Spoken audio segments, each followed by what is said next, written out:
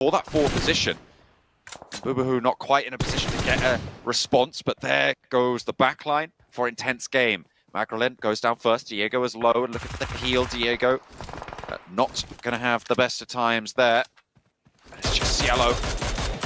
Diego peppering with that mini 40. Oh, but what a swivel from Rocky to turn it all the way around. One more bullet would have done it, but it's not going to matter. And now, intense game, under a lot of pressure from this nade. Rocky with a long shot. Adrian somehow dodges that knock there, but the second follow-up is good for one. Cielo into the vehicle. Going to just try and send for the hills. Get away from this one, because Morph looking just too strong here. Boobahu will go for the flush. Adrian eats a couple of shots. Cielo also taking a little bit of damage, but gets away just around the land.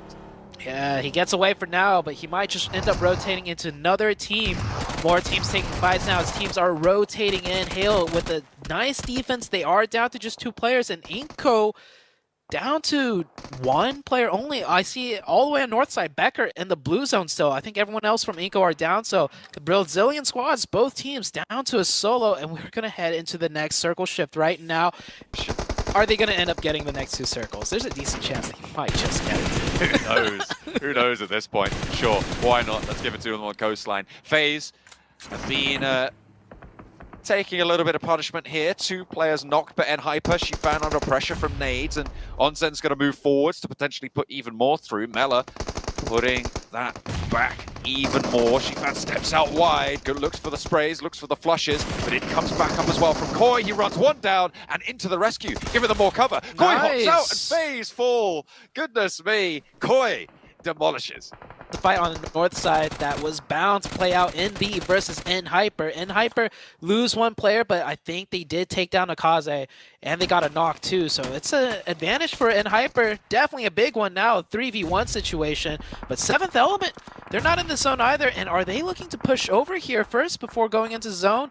Potentially, NB gets the reset up to 2, and Hyper still with 3. Hale also losing a player. Nades going back and forth, and Hyper losing Koi, who saved them with that buggy play. Oh, that's a good nade. That's a brilliant nade. They just keep bombarding this position. You're going to land one eventually. It's going to be just the 1 player to go down. Mondo looking to heal as well.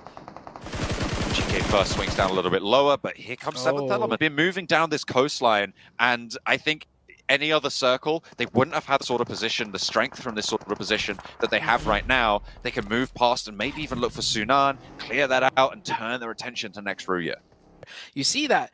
If they want to use cover, they're going to have to drop down into the water, and NASR right there with the compound are watching the right side, essentially, you know, putting everything into a stalemate on the south side. 7th Element, many of their players drop down, not feeling comfortable to take the fight up on the land, especially with 3. And that tree crossing is in the tough. Everyone on the hillside should be just biding their time and waiting for NASR to move out, but 7th Element still in circle yet, so they're getting some shots. Next Ruya gets the confirmation there, and we'll get that revive as well. Well, no, not even the zone. It will be next Ruya to take out that last player from 7th Element. 7th Element, only 1 elim. Wow, I thought they would have a couple more. Ooh. On the rooftops. I don't know how much utility they've got in the back pocket. They're going to need those smokes if they've got them.